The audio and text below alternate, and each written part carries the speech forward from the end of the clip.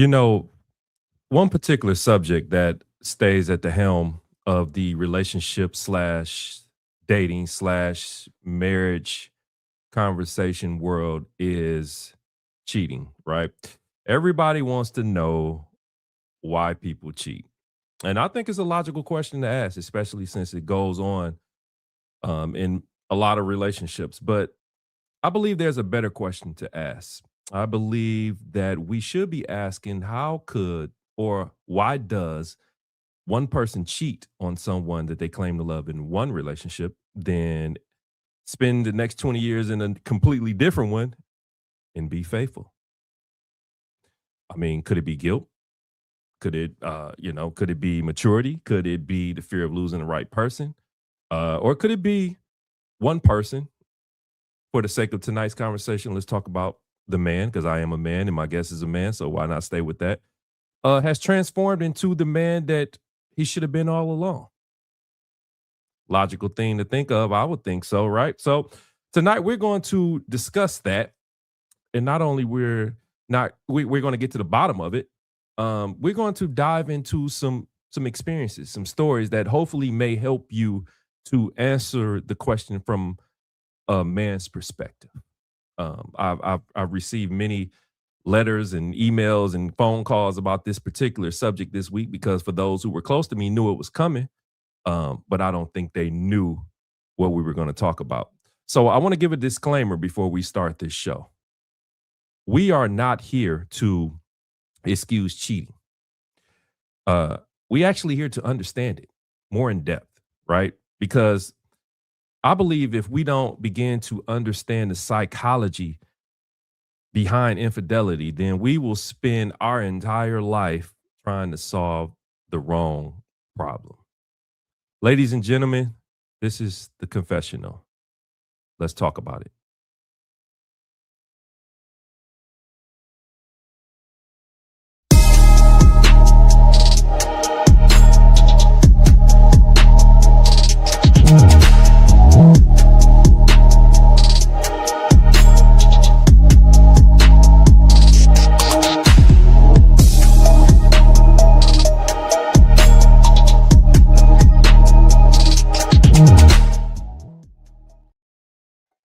Hello, hello, hello, and welcome to another episode of The Confessional, or This Could Get Ugly. Yeah, that's exactly what it is. And this is the new extension that I started last week. So if you're sitting here wondering why it says episode 1 when it said episode 1 last week, well, due to some audio issues in which I believe this show has a certain level of excellence, we decided to take down that show and rebook that guest for another week because we definitely had some issues that couldn't be corrected in post. And when we have these type of discussions, I want everything clear and I want everything to be perfect for the listening audience. So this is the actual first episode of The Confessional. And I couldn't have picked a better guest to kick this back off with me because I had my brother Cornelius Lindsay on last week, but I have my brother, Mr. Andre Spence, on this week. Author, I think 3-time published, self-published, author, host of Love Crossing Borders with Andre and Andrea, my brother and sister. And something I'm going to call him that he hasn't been called in a very long time, the Realionaire. Yes, he's in the building. So why not bring him in so we can get this discussion started? My brother. Yes, sir. Yes, sir. It's been long overdue. Oh man, goodness gracious, man! I haven't been called the Realionaire in years. I know, that's what I'm saying. I knew that would bring something back. You reached back in the crates for that one. Mm-hmm. All right, man. It is great to be here, Sean. Man, I am so proud of what you're doing, man. I'm encouraged, and I am just excited to be here on the official first episode of The Confessional. Because when it comes to cheating, there are some things that I must confess. Oh yeah, man. Oh yeah. And I you know what, this particular subject, like I said, people, I've been in calls all week because of course from the ladies, they want to know from a man's perspective why we cheat or why we have cheated in the past. Right. you know, because I'm not trying to get any of us in trouble because we ain't about that life no more. We are well above age This is true. of that nonsense. But I thought we could take a deep dive into it Mhm. this week and really just it's befitting. It's the confessional. Why not? It's a part of this could get ugly, and that's exactly what could happen.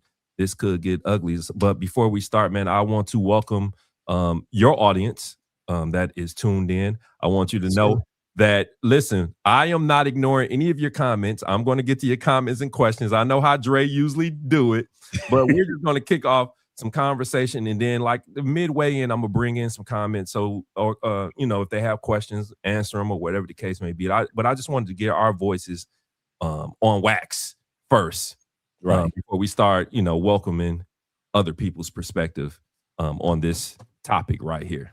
But I appreciate you, brother. And before we start, I would like to say, I say it offline, I'll say it online. I am extremely, and I do mean from the bottom of my heart, extremely proud of your progress, my brother, considering where we come from, where we came from. Man, listen, I'm no hater. Any of my boys know I'm no hater. I'm a congratulator. So I love you, brother. And again, thanks for Yes, doing sir. this for me. Yes, sir. Yeah.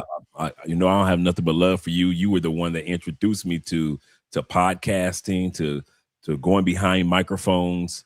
Mhm. I was already on stage speaking, but I never thought about going behind a microphone, on camera, subject matter, bouncing ideas off of others. Never thought about that until you introduced me to it right around 2011 Mhm. with your podcast, and we had a great time, me, you, and Coach. Mhm. And shout out to her. Yeah, we're And gonna have to her on. We're gonna have I her know, on. right? She's discussing some real stuff in on her path, and I'm definitely gonna have her on later on in the show, as far as the confessional goes. But yeah, man, that's if we can pull up those archive episodes, my God, we used to have some hella discussions. I still got some of those. What'd you say? I still got a few of those. Oh, you still do? Yeah. Okay, Yeah, I okay. sent them over to you. Okay, yeah, I appreciate it. I would love to listen, man. I used to have them, but when you're moving and your hard drive get misplaced and everything, you lose a lot, brother. Yeah, I got a couple of them.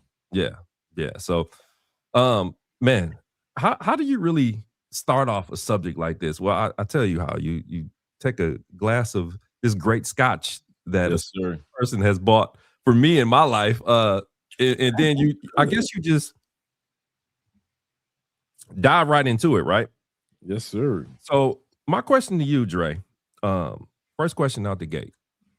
When you hear the word cheating, what immediately comes to mind for you? Me. Me. You Right. want this is confessional, bro. Okay, yeah, Me. for sure. For The sure. first thing that comes to my mind is and shout out to Kendra in the audience. So she knows Kendra knows of any woman that knows the truth without a doubt and knows that the stories that I share Mhm. on our channel is to be true. It would be Kay. Shout out to Kay. Love you, miss you. And I would say it was me because I wasn't willing to admit who I was in the grand scheme of cheating. Mhm. You point the subconscious finger towards the other man or other woman. I'm not as bad as they are. Or Mhm. even if you're just not married yet, you're just a couple. I'm not as bad as her sister's husband. Mhm. So you kind of like are able to bounce around or dodgeball play. I think cheating is I would compare it to dodgeball Mm. because you're trying your best to be elusive, not to get hit, but you're not going to leave the game. You don't want to leave the game. You don't want to be eliminated. You know what the game is about. It's about in the end, you'll get hit, you'll Mhm. get hurt, and yet you don't want to leave. You'll do all the dancing and the dodging. You could leave, but you're not. And that's what cheating reminds me of. It reminds me of the game of dodgeball. I can see that. I can see that. And before I jump into the next question, um, shout out to Kendra as well. For those who don't know, Kendra is the mother of my beautiful, sassy daughter who looks exactly like me. And the reason I'm shouting Yes. her out is because if it wasn't for her, Dre and I would have never linked. No. She is the link that has brought Dre and I together, and I apologize to her all the time because we got together and we totally just kicked her out the picture. We did. Sadly, I love you, Kay. Yeah. We kicked her out the picture. She introduced two Detroit brothers to each other, and I swear, one that got good hair and one that has no hair, and both of them look good in both ways. Right. Both of us are way over 6 feet family, and it was almost like meeting a kindred spirit, that missing brother that you didn't get a chance to meet. I still don't know which side of Detroit you're on, east side or west I side. was on the east. Okay, there we go. Okay, there we go. That's Yeah. another reason why we're kindred brothers. Yeah. And then once we got close, the closer we got, it was like the more kindred got kind of slid out of the equation. Thank you, ma'am. Appreciate you. Right. You did God's will. Right. But I still love Kendra. She is a special lady to me. She is one of the few ladies that entered my life that was not in a form of physical intimacy or loving intimacy. It was a brother and sister relationship that we've always had. When people say that men and women can't be friends, I always think about me and Kay, and the if it wasn't for our friendship, I wouldn't have met you as my brother. Absolutely. And so there's no way I would ever say that a man and a woman cannot be friends without having some form of intimacy, because Kay and I are living proofs of that. And then to kind of like piggyback off the topic tonight, one of the reasons Kay was like, is because she saw all the madness that I was doing. So she already knew that, don't ever think that, I'd be interested in Andre like that, because he's dastardly, so she understood, or at least saw some of the things that I was doing, in that past Andre that was not, that was not a wise person back then. Oh yeah, it's definitely like, but I'm a person that believes in giving people their props. So yeah, shout out to her. But back to the next question after what you immediately see, because if you was to ask me, I would say the same thing, but we just travel different roads. I wouldn't dare throw you under the bus and say you probably was worse than me, because we all got skeletons that are buried. So man, somewhere. I got graveyards somewhere on the east side of Detroit, right? Cross country, man. I'm talking about cross. I was on flights cheating. Yeah, I get it. My next question. So, as far as cheating go, do you believe that it's always physical? No. Okay. No, I've actually cheated on women because the other woman just gave me peace. The person back home was arguing, fussing, and just getting on my last. Not talking about my ex-wife, just in case you guys are wondering. My ex-wife was a sweetheart. But I'm talking about, I've been in relationships with women, and I've only been in 4 relationships, only had one bad one. But the one bad one that I did have, just so tempestuous in the house that there were times where I just sit in the driveway in the car for about 15 minutes because I had to mentally prepare myself to go in the house. And that's when I knew it was over. And toward the end of the relationship, I started cheating emotionally. I didn't want intimacy from those ladies, but I would just go out to dinner just to have a good conversation, right? Just to hear what that person's day was like without fussing and cussing and arguing. It had nothing. I dated plenty of women that even if they wanted me intimately, I was so focused on the internal intimacy of just a good conversation, I didn't even think about the sex part that I could have had with them. I was just so happy to have a conversation with somebody that was peaceful, of a peaceful spirit. And so cheating doesn't necessarily have to be physical.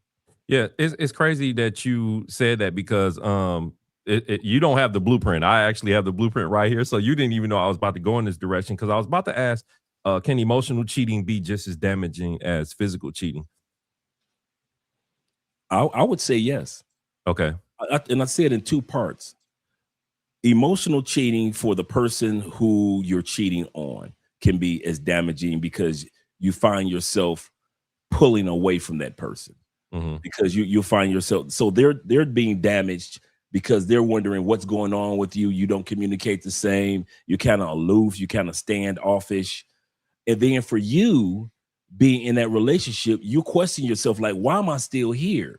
Mm. These other people out here, there are other women out here, for example, we're just talking from the male perspective. Mhm. There are other women out here that have a peaceful spirit that I'm not arguing with, that Mhm. I'm not even sleeping. I'm sleeping with this person back home and they don't understand or appreciate me. But yet a person who I'm not being intimate with understands me, appreciates me more.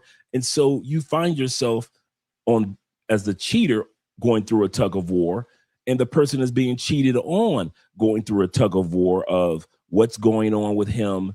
Okay, if he's not sleeping with somebody else because he's still smashing me the same, Mhm.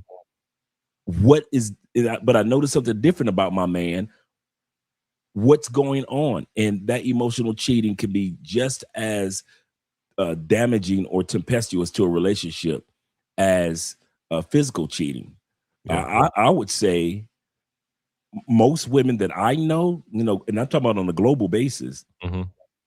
they would rather that you would smash and dash than to have an emotional connection with another woman. Yeah, I get Because that. that emotional connection, they can't battle. That smash and dash, they probably can get over. Okay, it was a one time or a 5 time. A Mhm. man being a man, they'll psychologically use an excuse of men are, Neanderthals. That's what they do. Mhm. But when it comes to the emotional part, that means that you were strategic. That means that you've disconnected from her and you've connected to another person. And that's what makes it a little bit more problematic for women and even men to accept in their spouse or in their special person Right. regarding that. Right. So I would be safe to assume that's how the proverbial work wife gets Yeah. in. Shout And out to the work wives. yeah, You the all work the wife, husbands that I the work still wives, love. exactly, that have ruined so many relationships. But thank God I work for myself. I don't have those problems. But anyway, Love you. I still love y'all. right. So I guess my next question to follow that one up, since emotional can be just as damaging, is at what point does someone actually cross the line? Does it start with the conversation, or does it go beyond that? I would say you cross the line when you know better. When you Okay. first get that phone, come on, Sean. When I first get this chick phone number, I know better. Right. I'm cheating. Right. I ain't even made the first phone call yet. The fact that I walked up on this chick like, excuse me, miss, what's your name? Also, Chris Where Brown. you from? Can I Right. come? Right. Mm, Can like Luther? Can I take you out tonight to the movies? I'll have you home. right. I'm drinking on. Somebody brought me. Shout out to one of the brothers brought me from Canada, the which I never tasted. And it is excellent. The blueberry Crown Royal Oh, okay. whiskey, man. It is blueberry and it is not too sweet and it is good. Cheap plug.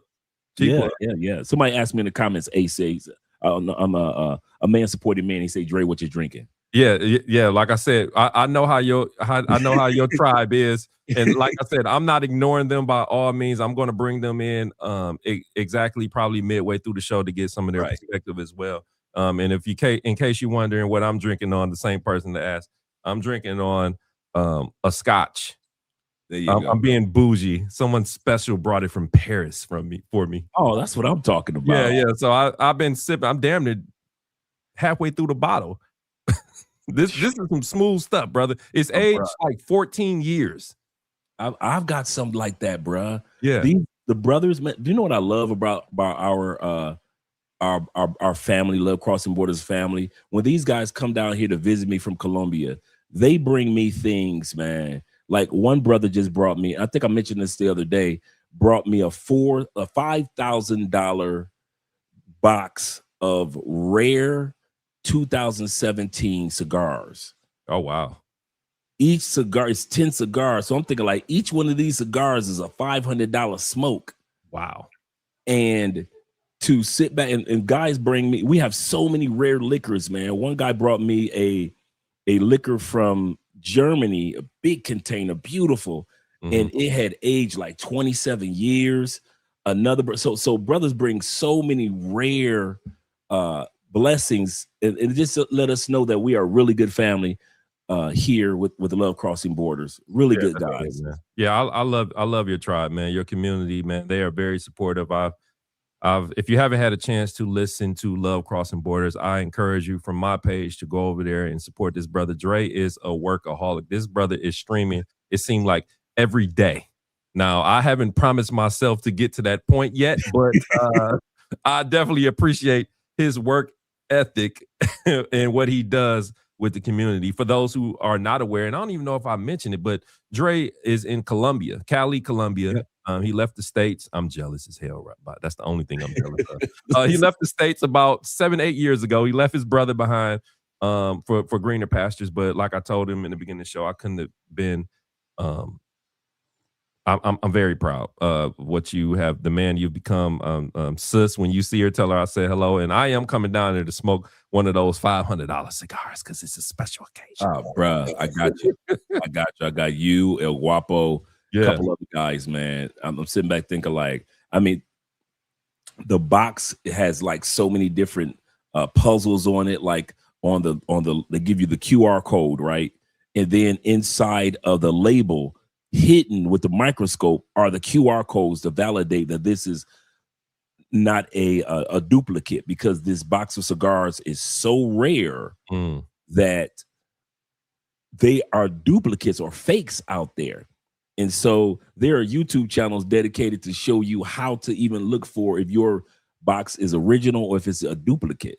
And Wow. so it's just really great. And shout out to, like I say, shout out to the brother that brought it down. And so I'm looking forward to kind of like smoking one of those and just enjoying it and smoking it with some of you guys, man. Absolutely. This is not a box to enjoy alone. Absolutely. So let's jump into the psychology of infidelity. I mean, your story is no strangers to those who follow you. So this next question I'm about to ask you is going to be just you just answering it because that's how real you've been when people ask. So my next question would be, why do people cheat even when they're in relationships with someone they genuinely love? Now, I asked you that fully knowing that you were married to someone that I am familiar with for a very, very long time. And I would say that you loved her. Oh, yeah. But I also know what was happening behind the scenes. So I think that question is a perfect question to ask, especially for the women listeners who are curious, because that's a question they would have. Like, he says he loves me, but he's smashing other women. What's really going on in between the ears? I would think it would be, in my case, 14 years of marriage. Let me say, Donna was the epitome of what Kevin Samuels was talking about: fit, feminine, friendly, supportive, submissive, very soft-spoken, very feminine. Anybody that knew Donna knew that she was a very ladylike woman. And anybody that knows me knows I'm attracted to, ladylikeness. And so it wasn't a situation of we were arguing or something. Even our divorce was cordial. We actually were laughing and giggling going into the divorce court and laughing and giggling walking out the divorce court. Yeah. And so it was, I can't say that I had a tempestuous marriage and, she wasn't putting out. I didn't have that. Two people just grew apart because she had a direction that she was taking her life and dreams. I had a direction I was taking mine, and mine was not parallel to hers, and hers wasn't parallel to mine. So the divorce took place, but we're not bitter at each other at all. Well, that's good. However, the topic is about the cheating part. Right. I just wanted to lay a foundation that she was an excellent wife, but I was not an excellent husband. I don't think, I never let go of my singleness. Though I had the ring going, I was good with the ring. I was excellent. I could meet a babe. I could be like this, bam, in a minute, bam. You don't see the ring. What you used to call it back in the day? Lord of the Rings? Lord of the Rings. You see, I could get rid of the ring real quick, holler at the female, right? I could throw the ring right back on within a millisecond. That comes from many moons of taking the ring on, putting the ring off. So I spent so much time not knowing myself in regards to you're walking single even though you're married. So that's one thing that I noticed a lot of guys will do in their marriage or in their relationships. You still walk with an air of singleness. Mhm. singleness. Mhm. Number two, I didn't know what type of cheater I was. I You might thought hold on, before you go into that, you might want to break down the different cheaters because I have something to say to that. And it's funny you went there, but if you can break down one or two, because I'm sure, I like I said, can. this is game right here. This is I, game. I thought I was a cheater like every other dude. You know, every once in a while, you have the occasional cheater. Okay.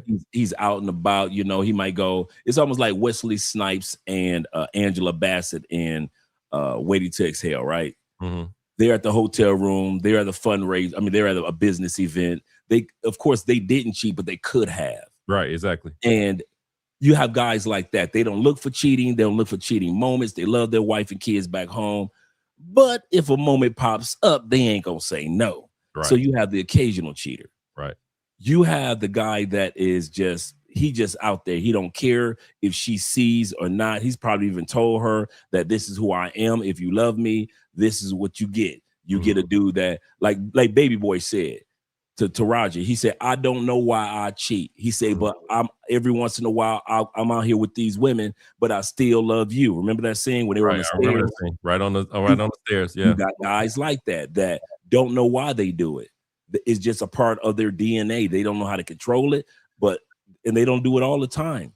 And they Mhm. really feel responsible at home. They're the breadwinners and the fathers. But when it comes to them streets and a big button, a smile, they don't know how to control themselves. Right. And then you had the guys like me who didn't know where they stood in the cheating dynamic. Mhm. When all your other boys around you and they out there doing what they do, right? Mhm.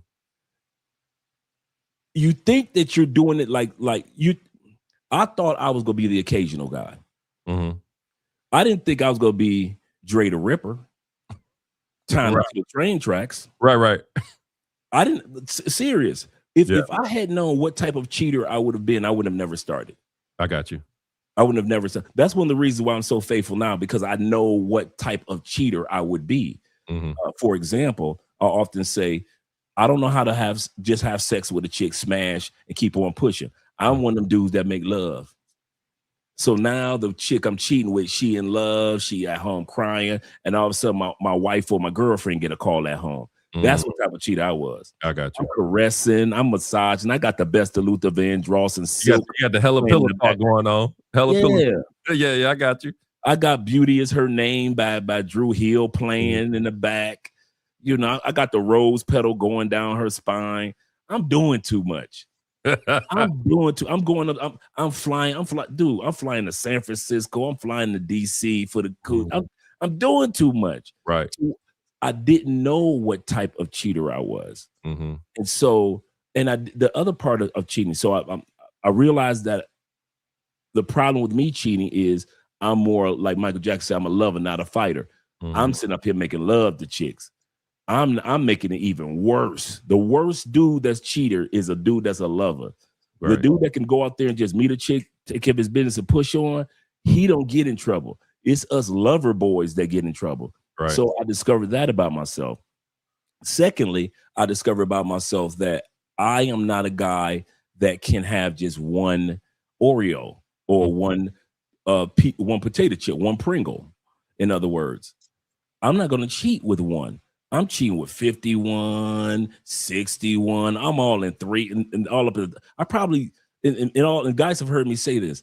In my 14 years, I probably went through about 300 women easily. Mm. We're talking about making love. So you think you know to thyself be true. See, I could be true to myself now Mhm. because before I didn't know if I opened up this Pandora's box, what type of problem would I be?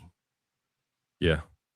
And once you open it up, you only find out how problematic you are by experience. Yeah. You don't realize that, dude, you are a plague. You are a troublemaker. You are not good for the community. Right. And so because you saw your friends, he had one girl that he cheated with and they were together for 4 years. He had another girl he cheated with on his wife and they were together for 7 years.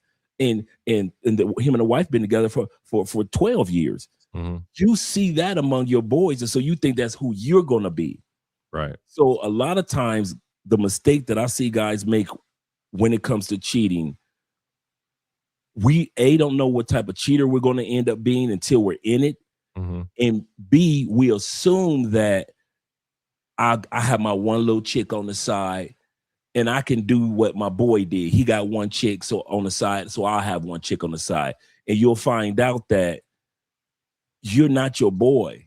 Right. And you may not get the results that your boy got. Your boy is still married, but you're divorced. I get it. You see what I'm going with that? So No, I see. And Yeah. here's the thing from my angle, because I don't want to be the one to just ask questions like I'm just such an angel, right? So growing up on the east side of Detroit, and I even discussed this in the first episode last week. When you meet certain individuals who I don't want to say are fixtures in your life, but they may have a moment in your life to where what they're saying sounds so good that you want to try on this persona, right? I stay next door to, and this is a true story. Y'all don't believe me. I swear to God on everything I love. I can bring my mother in here and she remembers this dude.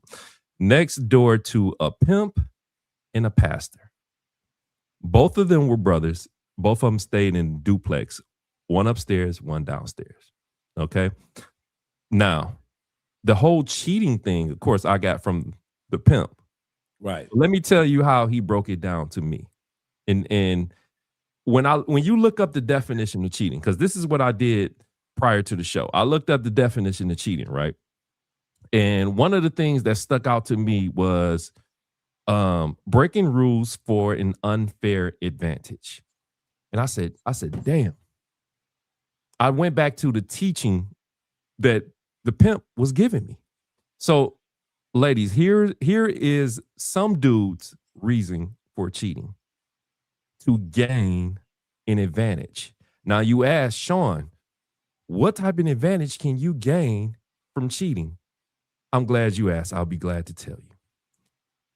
For those who were given the game, they understand that when a woman catches you cheating, she don't automatically just throw you in the ain't shit box. True. What she does is she evaluates herself and then asks the one magical question that lets you know that you're in position. What's wrong with me? That's the advantage that you gain. It's an emotional and mental advantage that you gain if you understand, like Dre said, what type of cheater you are. Once you get a woman in a state of confusion about why you're cheating, then my brother, either you're going to open the floodgates and continue to cheat because she's going to continue to question, or you're going to be a real man and sit down and talk to her and say, I got a problem. And if you know you want to stick with me to fix it, then cool. If you don't, then cool. But I'm telling you, that is an angle. And if you don't believe me, there are some dudes out here. I don't know how small or how big the scale is for the dudes who, think that way. But there are some dudes out here that strictly cheat just to gain the advantage of emotional and mental control over you, because they know that the question you ask will have something to do with you and nothing to do with them. True. Now, Dre, am I lying? 100%. Okay. Even it's kind of funny that you would say this, Sean. I got a call from my ex-wife's, and I don't know if she knows this. She might be watching. I got a call from your boyfriend about probably like 3 years after our divorce. A guy that really was in love with Donna. And he said, man, I want to ask her to marry me, man. She's been driving me crazy with what you put her through. And it's kind of funny that you would kind of bring that up in the sense of she was so busy questioning herself about why Andre cheated, even years after, and questioning on her, not on me, not why did he do this? Was he on this? Was he ever loving me? No, it was questioning herself and questioning herself and questioning herself years after the divorce, years into a relationship that was stable, to where the questioning that she was asking herself was driving her new man crazy. Mm-hmm. And he called me. We just had two grown men conversation. And he was like, Drake, can I ask you something, bro? He said, because I really love her. He said, I'm thinking about buying a house. I'm thinking about doing this. He said, but I don't think I want to ask her now because she is so caught up on analyzing herself off of what you were doing that she can't see the blessing of life that's sitting in front of her right now. And I think that they kind of like separated because I don't keep a contact with my ex at all. I'm one of them dudes that's kind of like a cut off artist, right? Yeah, I get that. Yeah, I get that. And but it was kind of sad that the brothers, gave me that call and was saying like, man, she's still, like you were saying, Sean, doing that self-analyzation years later. I could see it initially, right. Or even when we were together, but to be with another man and still be over analyzing herself, it's kind of sad. Yeah, it is sad. It's sad. And then I'm going to give you a bonus because these dudes exist as well. So I had to write it down because I didn't want to misrepresent what's about to be said. Right. So I believe, this is my belief. This is Sean D. Upshaw belief, not Andre Spence, but he's more than welcome to agree if he wants to agree. I believe men, or certain men, simply just value the benefits of cheating more than the consequence of losing you as a woman.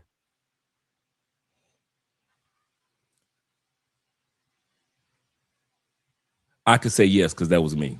Okay, so here's the thing, and I'm gonna say this, and then I'm more than welcome. You're more than welcome to chime in.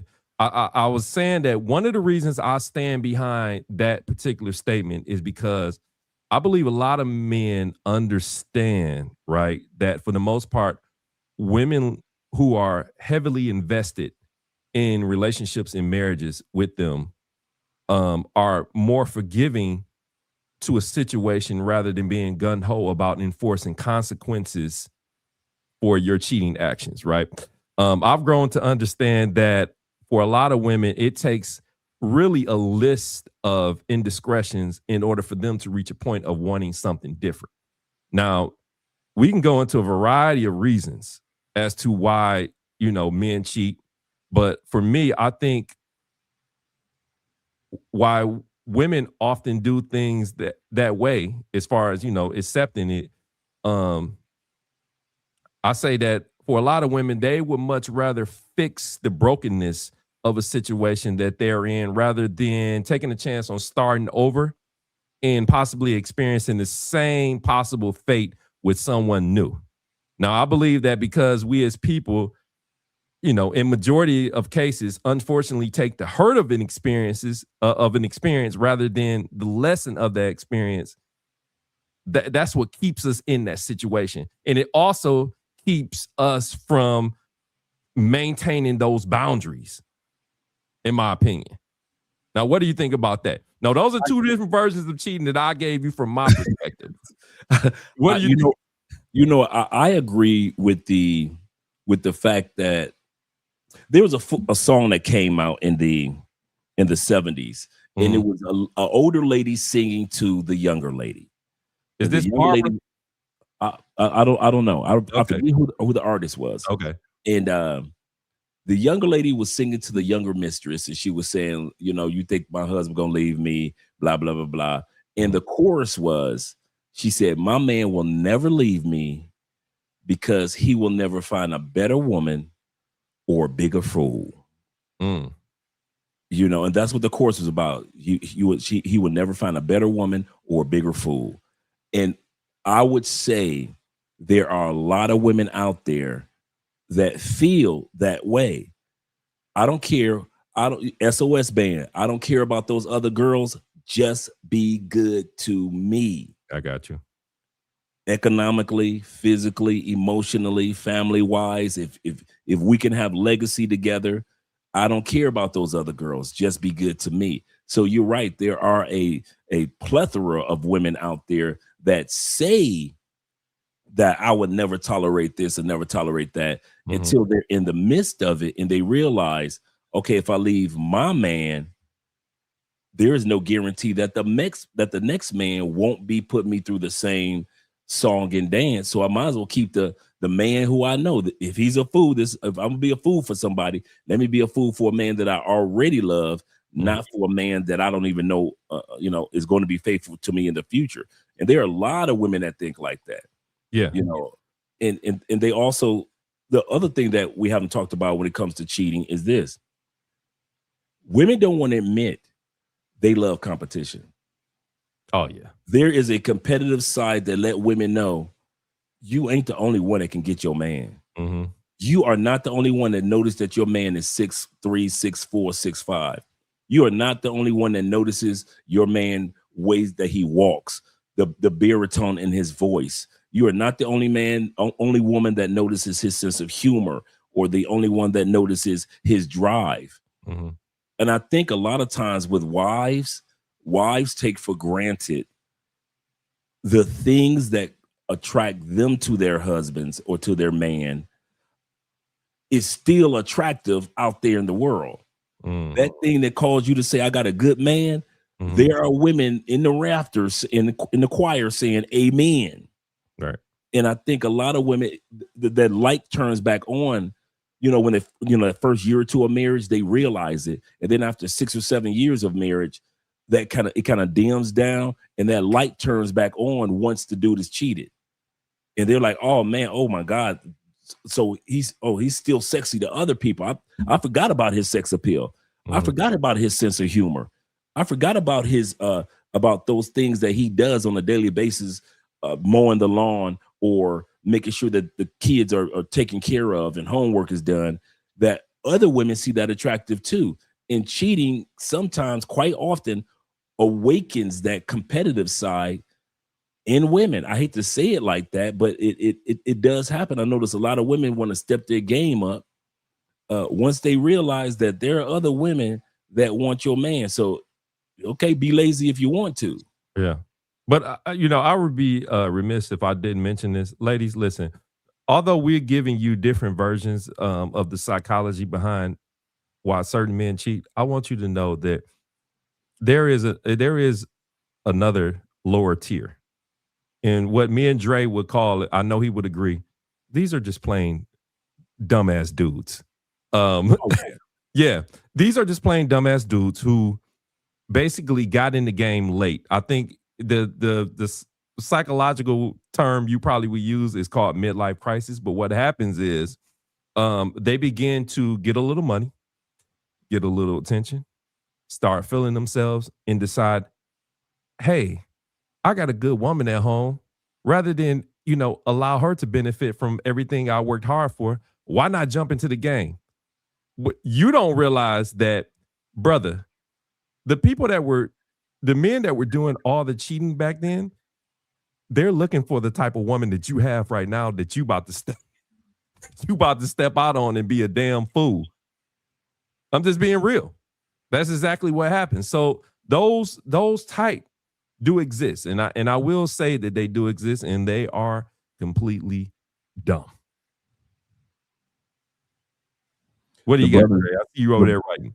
yeah, I'm writing down the song. I had not found out for years Oh, who okay. the artist is, and one of the guys put down Elisa Myers. The song is called "Better Woman" or "Bigger Fool." Okay, I got you. And Just in case you want to look that up, ladies and gentlemen. yeah, Yeah. yeah. And it's a really nice slow song, and she's talking to the younger woman. Mhm. But you're right. There are some guys that go through midlife crisis. All of a sudden, they want to cheat. Yeah. There are guys that are getting attention for the first time. Mhm. You went to you've been a big boy the whole marriage, 10 years deep. You've Yeah. been a big boy, and you decide, you know what? Your doctor told you focus on your health, get yourself on track. You say, I'm gonna do this for the love of my family. I love my family. Mhm. Do it for the love of my family, right? So you say you're gonna do that. You lose the weight, you get a nice physique, and you did it initially for the love of self and the love of family. Mhm. And then you discover that females are looking at you at 50 or 49 or 40, 39, like, man, you looking delicioso. Mhm. And so now you feed off into the ego side of maybe I should go out here and do something. You Yeah. wouldn't have done that when you were a big boy, or you wouldn't have done that when you were just making average wages, or you wouldn't have done that in the beginning of the marriage. But now that you feel like, do I still have it? Am I still attractive to today's society or social norms? And you put yourself out there into something, like I mentioned before. The hardest part that I noticed for me about cheating, Sean, is you don't know what type of cheater you're about to become. Right. And that's probably the biggest monster. You know, I- right now, Sean, in my life, I feel like David Banner with a poster of David Banner where you see David is like, or Dr. Banner is just like this little short dude compared to this gigantic Hulk that's looming about. That's how I feel about my life now when it comes to cheating. I I got you. know my Hulk. Mm-hmm. I know my David Banner, and I know that I am not a person that's like, I'm not a Captain America cheater. I am not just a Thor cheater. I am a Hulk. The more I get out there, the worse I get. And Yeah. since I know that about myself, I know not to tap off into that. But a Right. lot of guys, like you were saying, just the guys that don't know what they're doing, they're out there and they're just doing it because they're just either missing the streets, or they don't feel relevant at home. They feel like they're getting older, or if they've lost weight and they feel good about themselves, and so they use that as a catalyst to go out there and cheat. Mm-hmm. Just dirty dudes. There's some dudes that just straight dirty about it. Right. They don't care about getting somebody pregnant. They don't care about bringing diseases to the house. They don't care about getting caught. They'll sit up there and have the side chick blowing up or chicks blowing up their phone. They would rather spend time arguing with their wife or their girlfriend back home, and yet still go back out there in the streets. They have no couth about it. Mm-hmm. They just, they just some dirty dudes about it. And you're absolutely correct. There are some dudes that just have no No care. wherewithal. No wherewithal to what's going on. And Right. listen, let me tell you something. For those who are going through the midlife crisis and decide that you want to play the good girl, I'm gonna be real with you. We thank you. Because I'm gonna be real with you. The dudes that have cheated and that has so-called messed over the good woman, that didn't think that they can get another good woman. Yeah, you know how that go. You know how that go. So to answer that question from earlier that I asked, how does one go from cheating in one relationship to completely faithful in another? I would have to say that man that has been cheating and for the reasons that we have gave you, then they found the one. Yeah. They found the one. But here's the thing. Here's the thing that nobody really wants to discuss, Dre, and I really want you to discuss, because I'm gonna have you answer this, and then we're gonna check into the chat just to see what the comments and questions. Because, like I said, I know how your community is. I don't want to ignore them. I want them to subscribe to the channel. As a matter of fact, let me give a call to action real quick. If you're in here and you haven't subscribed to the This Could Get Ugly page, the podcast or the confessional, whatever the case may be, it's all on the same page. I encourage you to do so, because we have subjects like this all the time in my calling in life, which is why Dre has been getting on me for the past 4 years about coming back, is Yes. recognizing patterns, putting it out there, and becoming better men. Fellas, if you're listening, I'm going to always stand on the mountaintop and scream, we are the head. Our mental matters because we are the ones leading. If you wonder why so much bullshit going on the internet and so many women talking this nonsense, is because they don't believe in us no more. So they'd rather try to figure out their own nonsense, and this is the throw up that we've been given. I mean, this is the end result. This is what has happened. But I'm trying to come back now to right the ship. I'm trying to right the ship, Dre. I've asked God for forgiveness, and I ain't gonna even front to you. There has been, I had to do this, Dre, and a lot of men have been like, "You did that?" I have called women in my past and really had to apologize, because the breed of dog that I was cannot be defined. When your own mother pulls you to the side and says, "My guy, are you a gigolo or something?" then you have a problem in life. Because my mother pulled me to the side and asked me that, are you a gigolo? And I'm like, am I a gigolo? I really had to ask myself that. But here's the thing. I might have been a gigolo to the general public, but I'm a lover boy at heart. Right. I would prefer a woman that I can just be in her skin, who can be my partner in life. We can build. And my brother, I would be the first to admit, I have messed over a lot of good girls. But God has looked out for a brother. That's all I'm saying.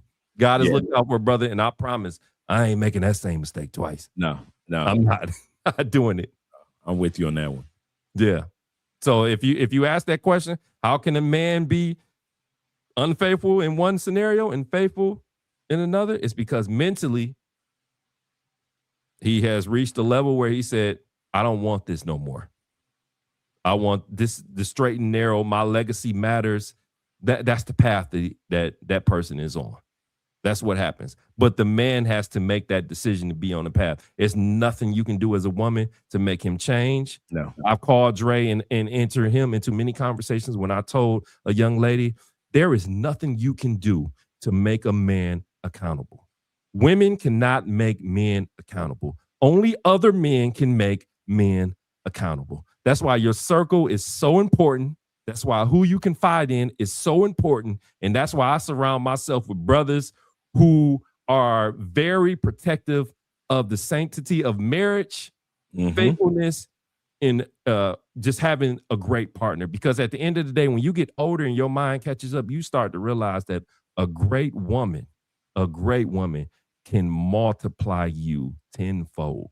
And that's wife material. Any woman that can multiply you, that's a gift from me to you. That's game.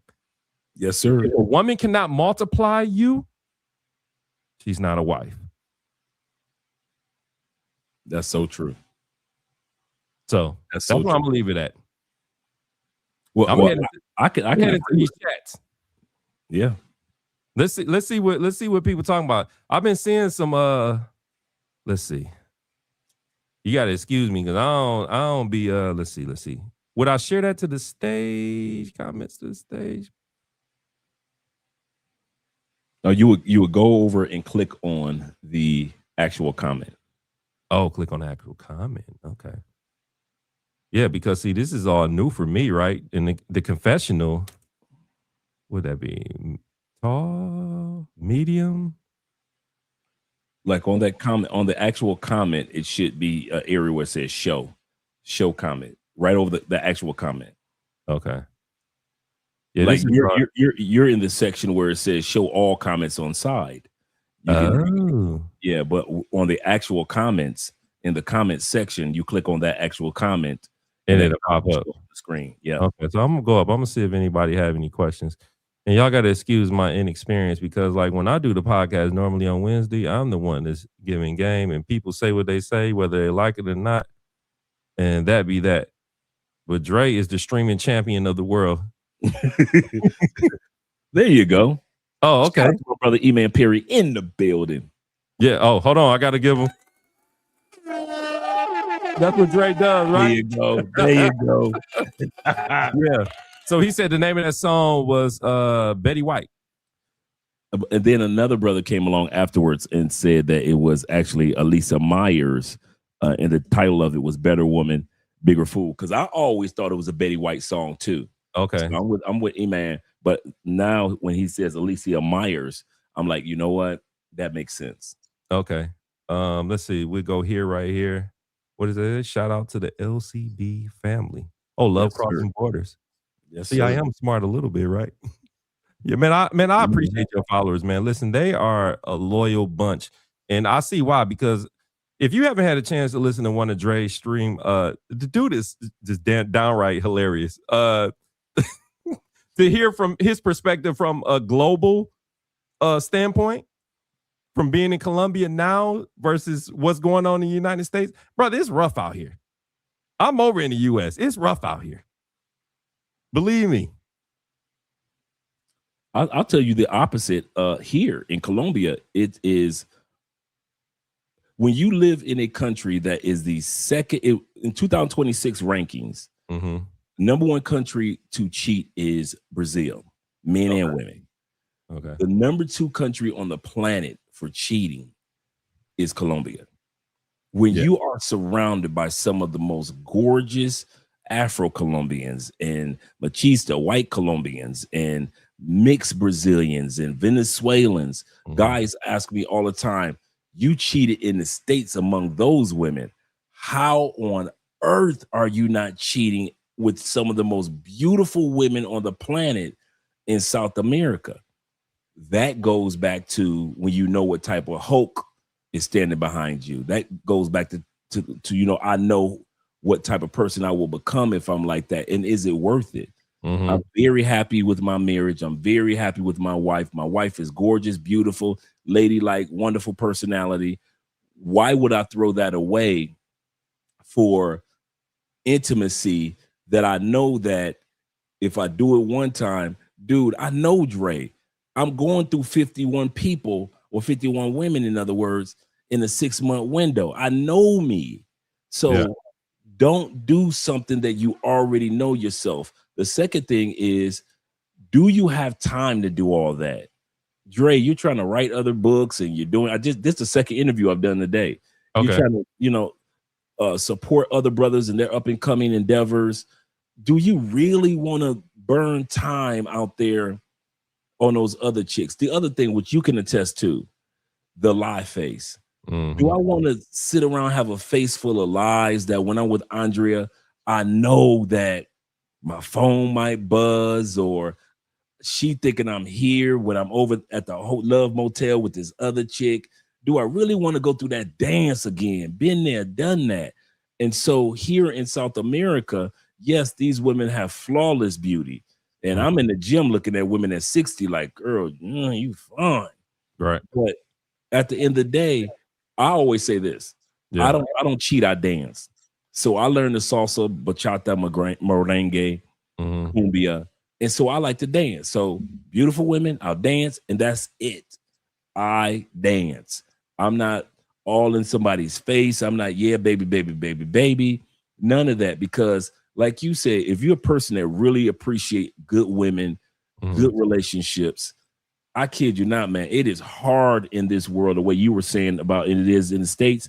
Yeah. It's the same way in South America. It's hard to find a good woman. Sexy women, yes. Attractive women, yes. The Mhm. good package that you need for your life, it's hard here in South America, just like it is in North America. Yeah. So when you get that person, you've been on that other side of being a cheater, Mhm. with the last person that you had or the last, or while back, whatever it may be, you start to realize, man, if you don't sit your butt down. So Right. now I'm on somebody's front porch on the rocking chair. Right. I done set my butt down on the close the fence. I got 3 pit bulls right there. I ain't going nowhere. And don't you bring that female come to my front gate. She gonna get bit by one of them pit bulls. Yeah. Leave me alone. I'm I good. think here's the thing though, Dre. I think and this comment right here, I stopped right here because he said I get it, but I need him to break that down a little bit more. If brother, if you're still in the chat, I would ask that you um say what do you need broken down just a little bit more because Yeah. I hate leaving people unclear. Now, here's what I will say. Um, fellas, there's gonna come a time where you get into what I called legacy mode, right? And when in legacy mode, this is where partnership becomes very, very uh, priority. Very, very priority. So listen, if you out here doing your thing, by all means, do what you do. But release the good women to the good brothers. There you go. You know what I'm saying? Because there are dudes that out here that want a good woman, want a good partner, and they want to grow old because see, their vision is down the road now. You understand what I'm saying? That bullshit they used to tell us back in the day where, man, if you tell a woman how you really feel, you simping. No, we don't give a damn about simping no No, more, brother. no. If we care about you, we saying, hey, I love you, girl. I There you want you go. around. That's right. You That's know what right. I'm saying? With no hesitancy. With none at all. None at all. So yeah, if that brother's still in the chat, I would appreciate if you would. So basically, it's just people just in here, just verifying everything we saying, giving some information on basically like this one that was basically all women in the 60s, 70s, and 80s. I will say, I will say this when it comes to cheating, um, ladies, the biggest mistake you can make. I'm gonna be real with you. Stop trying to say I want to love like my grandfather and my grandmother. Because I'm going to be totally real with you. Come on now. If you want to love like that, you got to be comfortable with having a family across the street, down the street, or on the other side of town. Yes, And I'm sir. going to be real. Grandfather might have been good in front of you, but that fool had a whole nother family across the street, down the street, or across town. I've seen it with my own eyes as a little kid. I watched an uncle I've never met in my life show up one Christmas looking exactly like my grandfather, and only one person in there knew who he was, and guess who it was? My mama. Mm. And she like, this is your uncle. I'm like, holy crap. I haven't seen you in however many years I've been on this earth. But I'm just saying, we need to stop trying to compare eras and compare love, because that shit is individualized. Find what works for you and go down that path instead of trying to pattern after grandma or because you don't know what goes on behind those walls. I can even tell you there back in the day, grandpa just show up with a baby and be like, yeah, she don't want to take care of the baby no more, so you got to. And the other thing is, ladies, and take this with a grain of salt, please, ladies. Don't assume that you're going to throw away a good man that cheated, and you're going to come across, and it's easy to find another good man that doesn't cheat. Mm-hmm. You're needling in the haystack on a whole nother level of needles. It's like you're looking for needles in a barn, and you find one, and then you're looking for a man that didn't cheat, and he's a good man. That's like trying to find a needle in outer space, ladies. And I'm not saying that there aren't men such as Sean and I that don't cheat. See, Sean and I are guys that have learned lessons. That's the other thing, Sean, that we haven't discussed yet. The fact that one of the reasons why we're so solidified in ourselves, to ourselves, we're true. We know how dangerous we are if we head down that path. Mm-hmm. So to say that, like when women say once a cheater is always a cheater, I don't believe that. I believe in once a cheater, many of us, male and females, we learn from that and we try not to follow that pattern again. Mm-hmm. But a lot of times ladies make the mistake of, well, I'm leaving him, he cheated on me, blah, blah, blah. Ladies, there's no guarantee that you're about to find a good man that soon. It took you 30 years to find the one that you did find at 31 years old. Do you think that you actually going to walk back out there at 31, 32 years old and instantaneously find another good man? I'm not even talking about the cheating part. I'm just talking about the good man part. So you might want to add, I'm not saying stay with a cheater automatically, but what I'm saying is, ladies, you might want to go to counseling. You might want spiritual help. You might want to get him help. If you leave him, at least you exhausted all options. But don't just get mad and just leave your good man if he really is a good man. Because I'm gonna tell you something. There are plenty of women out there that will look at you. That's all he did. Because I've been around the world, and I'm here to tell you, women in other countries do not think like American women. I'm gonna say this again. Women in all you American women is like, I would rather be, I'm patting my weave. I would rather be by myself than be with him. I'm single by choice. All that sounds good as long as you stay in the States. Because I'm here to tell you, there are women in other countries that are like, this man took care of this, that. When my mother got sick, he paid all the bills. When my father needed an electric wheelchair, he paid for the electric wheelchair. This, that, this. If that man keeps those other ladies out my face, I have no problem with it. If he doesn't, long as he don't bring no disease, long as my family don't find out, and as long as he doesn't have some chick calling this house, what I don't see don't hurt me. And that's how I'm gonna tell you something, ladies. That's how most women that are walking the planet feel. I Yeah. have been to Europe and I know how these women talk. I have been all throughout South America. I know how these women talk. I know how Central American women talk. I'm letting you ladies know, American women, uh, be independent you want to. It's cool, ladies, because y'all always say I'm single by choice, but I rarely hear y'all say y'all sexless by choice. In other words, y'all single, but y'all still letting us do what we do when we do it. Mm-hmm. Like a Jermaine Jackson. Why do you do what you do when you did? You see what I'm saying? We still out there doing that. But what I'm saying is, ladies, don't be so quick to throw away somebody that's good that you might be able to turn the ship around with. If you can't, okay, so be it. But if you can't turn it around, don't think that life is going to grant you another good man that fast. Yeah. And I think to piggyback off what Dre is saying, I'm gonna break it down very clear. There are some men that are not salvageable. No. Those are the ones you throw out. Yes. Okay. Now we are not on here saying, girl, if he didn't cheated on you 56,000 times, you take it back. That is not what we're saying here. No, not at all. There are some men you just have to throw out because they are no good for you. Okay.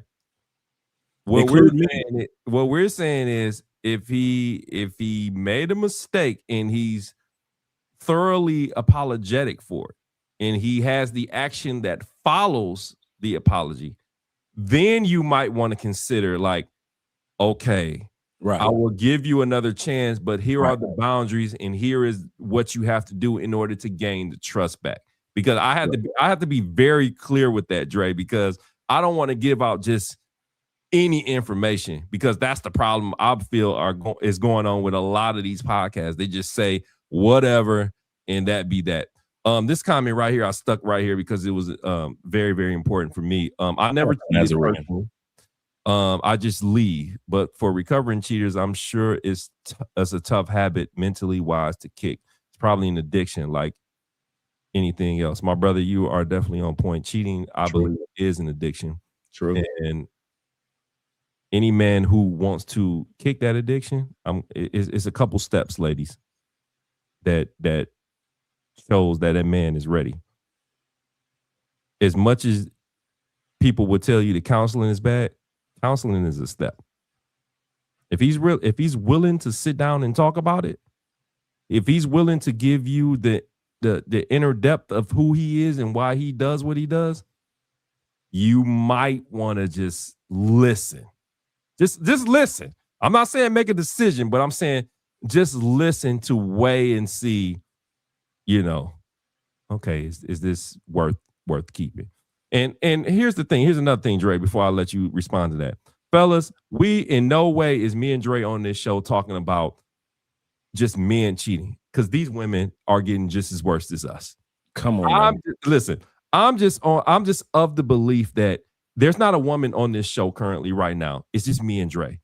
Me and Dre can only give you a perspective from a man's perspective. Now, if we had a woman on here and she tell you, then we can, guess what? We can challenge her. She can give us some rebuttals, but we can't. So we just giving from a man's perspective. So don't go off thinking like, oh, this could get ugly and love crossing borders is just all about dogging men. No. That's not what it's about.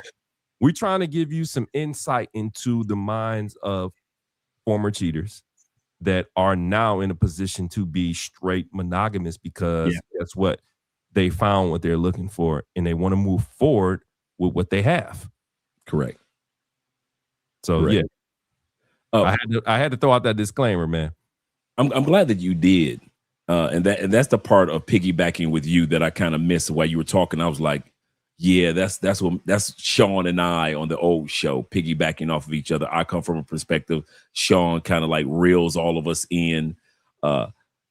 And when you said about the counseling, I remember when we went to counseling. Mm-hmm. First of all, the counselor looked like Santa Claus, right? He's got the white beard, the whole Santa hookup. Right.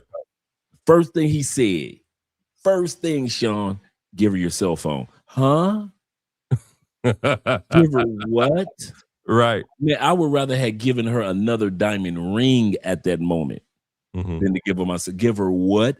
Man, my heart, I'm sweating. I am ready to throw the cell phone out the window. And she says, I don't want to see your cell phone. I don't want to see it. Because she had already had enough calls from ladies. Mhm. I remember one time she had a 2-hour phone call from a gorgeous sister from Baltimore. Mm. And this sister was in love. She worked for CNN, very professional, Mhm. very ladylike. She was black and Irish. Sean, just gorgeous sister with the freckles and you could see all the Irish and you could see all the black. Mhm. And she just was flawless beauty and had her own home in DC and just and be more and just doing her thing, right? Mhm. Uh and I remember when I left her because she started crying. Mm. Why? Here I go, not realizing at the time what type of cheater I am. Mhm. And so I'm not realizing that I'm the lover type of cheater. So these women are falling in love. I mean, good women. I'm not the guy that cheated with Aisha, LaQuanda, and them from the hood, right? That wasn't me. It was usually Miss Corporate this, Miss MBA that, Mhm. Miss PhD this. That's this who I'm out there with, right? Or a woman that works in this department of our company or our college that we work for, or that department. And so this woman was an editor for CNN. Mhm. And when I broke up with her, dude, I broke up with her because she started crying during intimacy. We're intimate, and she stopped and she grabbed me by the neck and held on so tight and cried and cried and cried. Don't never leave me. Don't you never know. I'm like, that must have been a good orgasm. Don't you ever leave me. Don't you never ever. I was like, Dre, you doing too much. You flying all the way out to be more. And now and somehow, some way, her because her best friend was a police officer, they did an investigation on my last name. Mm. He's Indiana. All of a sudden, I get a call from my ex-wife at work. Mm. She says, and I knew you and Kendra at this time period. She says, I think you need to come home. I said, what's going on? I just got a call from your girlfriend in Mm. Baltimore. Nope. And she says, yeah, we just been on the phone for 2 hours. 2 hours? And so you realize that you're impacting some really good people selfishly with your Mhm. cheat. I don't even condone cheating with women that you consider just regular everyday hood chicks. Mhm. But when you're cheating and hurting the hearts of some really quality women, I mean, I was with some quality women breaking their hearts.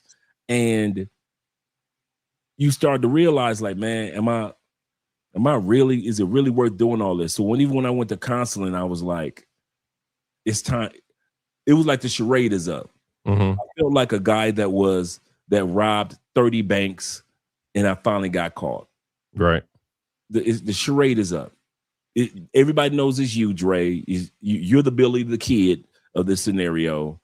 And I had to admit to myself. And so the therapy helped a little bit.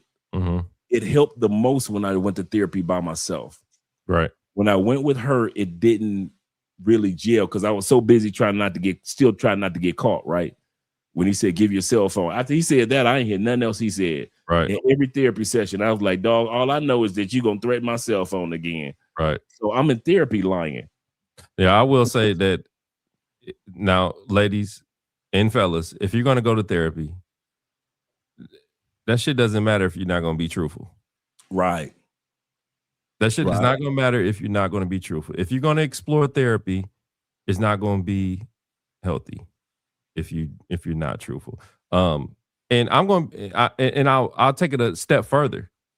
If you're in a situation right now where you're everything is good with a person that you're dealing with, encourage therapy. Encourage therapy. Yep. Therapy is just not something that you just show up to when there's a problem. It's something that you can show up to prevent future problems. And I'm gonna be real with you, Dre, man. Like, I'm at a different stage in life mentally. Um, none of this shit impresses me. Other women, um, beauty, none of that shit impresses like it did years ago. Right. Right. I'm with you on that. When you find someone that you know has your back at a capacity of 1000%, and like I said, is invested in multiplying who you are as an individual, brother. Tunnel, tunnel vision. Tunnel vision. What did I tell you? I don't even know if you told sis this before. You remember you called me and asked me about sis, like, well, what do I do in this situation? I said, brother, whatever you do, don't Oh, do this. Yeah, you remember yeah. that? I said, brother, you got a good one. She will go to the ends of the earth with you and beyond. But do not do this. You And I did. swear to God, Dre took that advice, and that brother has been married. What is this? 8 years? 8, yeah. 8 years. And I'll tell you this. You know who gave me the exact same advice? Who? Donna, my ex-wife. Mm, Donna said, don't F it up. right. She said, do you really love her? And she said it like right after you had said, like a couple months after you said it. So it was almost like a confirmation. And then my sister would call me periodically, Andre, you good? I'm like, yeah, I'm good. You know what I'm talking about. Don't play with me, boy. You good? You down there good, being good in Colombia? You ain't putting nobody, in other words, because the first person that called me, Sean, Mm-hmm. after, and the guys in the comments kind of know this. When Don and I sat down at the kitchen table, we had the kitchen table, turn the plate over type of conversation. Mm-hmm. We knew that the counseling wasn't working. We knew that I went to counseling for myself after divorce because I wanted to do some self-cleaning after divorce. And that was excellent. Going to church, we were so busy putting the facade on of the Spences that we couldn't even be vulnerable to God together. Mm-hmm. We were just putting on a facade again. Everything was just about looking the part. Mm-hmm. And so we sat down at the kitchen table and we had a conversation. And she said, do you think we need to? I said, yes, we need a divorce. I'm tired. Mm-hmm. I'm tired of cheating. I'm tired. I'm exhausted. This is exhausting. And I had to encourage, and I had to encourage her that it wasn't her. Didn't matter. Today I got the black cowboy hat on. I'm the villain. Yeah. So no matter what I said, I'm the villain. First phone call I get, not even 5 minutes after we get up from the kitchen table, it's Candy, my sister. Mm-hmm. And she sounded demonic. Get out of her house. I say, what? Now, this is my house. Get out of her house. I cannot believe you're my brother. Da, da, da, da, da. So fast forward to today, Mm-hmm. Candy hasn't given me that call in a while, but the first few years, it was you that stayed in my mind for years. The encouragement that you gave me, Dre, listen. Then a few months later, what Donna said, don't F it up. And then Candy's calls like periodically, like, you good? Mm-hmm. And every time I try to pretend like I know what she was talking about, don't play with me, Dre the Ripper. Are you good? Yeah. And eventually Candy realized, okay, that's a new brother who I'm talking to. That's not Andre of his marriage. The counseling did help when I went by myself. So a lot of times guys make the mistake of, and I'm just saying this to you guys being honest. Mm-hmm. Sometimes we think that if the counseling as a couple doesn't work, that we should go to counseling altogether. Just because the coupling counseling didn't work for me, when I went to counseling by myself and I discovered addictive behaviors that ran through my family, and it could be this type of addiction or that type of addiction, and that has always run through the thread of my family. And I started to realize, like, whoa, it's not just you're out there cheating, having fun. No, Dre, the reason why you go through so many, because your family lineage, anytime they grasp onto something, whether it be a workaholic, whether it be a person that's addicted to a drug or alcohol, in your family, it runs to an extreme. And even with cheating, that addiction runs to an extreme. And so when I discovered that through or going by myself to counseling as well as other things, it helped me out way more than just going as a couple to counseling. So that's what I want to encourage guys with that too. Yeah. So for those who are unaware of what my show talks about on Wednesdays, I actually I break down certain topics in arcs. And the reason I call them arcs is because, I mean, Noah's Ark in the Bible. Right. So, I mean, you know what it is. But this particular arc, I talked about the family roots of how we respond to certain situations. And I think this particular topic definitely does deserve an evaluation of what you came up in that's leading you to what you're doing right now. And I'm going to be real with you. Until you address that, nothing will ever work out for you. Right. Nothing will ever work out for you, because you need to know what triggers this particular behavior. For example, and this is why I hate having shows with you, because a lot of people don't understand. These are the type of conversations that we have behind the scenes where nobody knows. But I'm going to give you a prime example of how this happens. Family roots. I had a father, non-existent. I didn't have a father there to pat me on the back and say, you're doing a good job. You know, the first person that said, Sean, you're doing a good job, it was a woman. And it was a woman that I was just so happened to be drilling to a mattress. You're doing a good job. So me not addressing the family roots, say, hey, if I'm drilling her to the mattress and she's giving me a pat on the back, what happens when I start drilling other women to the mattress? Do I get an extra pat on the back? That's exactly what happened. And it became a point where women, and I swear to God, this happened to me. Women became faceless to me.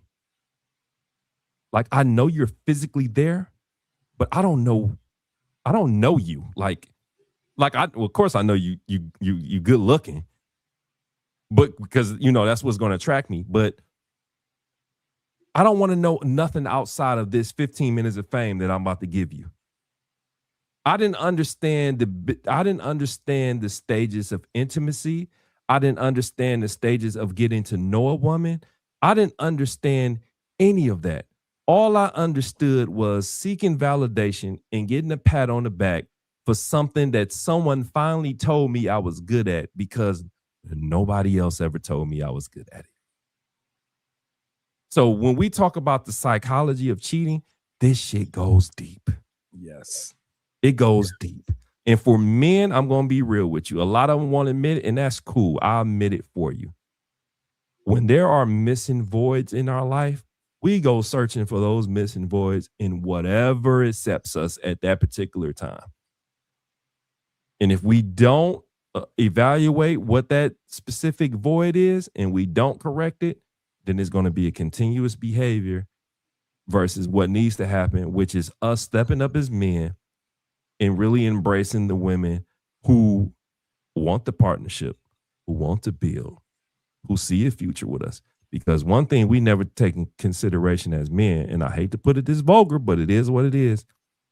Your dick gonna stop working at one point or another. Wait, what? I'm just saying. Although they got all this stuff out here, at 80, you ain't gonna want to pop that shit with your heart medication. I'm just saying, big dog. Oh, that's true. That's a good point. You're gonna want to have. I agree. You're gonna want to sit on a porch with a woman and have a legitimate conversation about life and everything involved with life. True. I'm just being real. That's all I can be at this point, Dre. You know what? When you said, first of all, the heart medication, I have to agree. So that's true. But I also have to agree even more because I have that type of relationship with my wife. Andrea and I have such a intellectual Mm-hmm. relationship, such a spiritual connection, dude. Uh, relationship that more than anything would cause me to say, sit my butt down somewhere. There is such a connection that I feel like if I was in them streets for real, Mm-hmm. I would lose that connection just by all the lies that are bottled up inside of me. Mm-hmm. I will find so many lies that are bottled up inside of me that I would sit back and make a mistake of not being able to be as transparent. Like when guys see Andrea and I on the show together on the live stream, Mm-hmm. they can tell that that's real love. There is no when the cameras go off, we Right. go about our separate ways, or when the cameras go off, Andrea go in another room and I'm texting some chick. Right.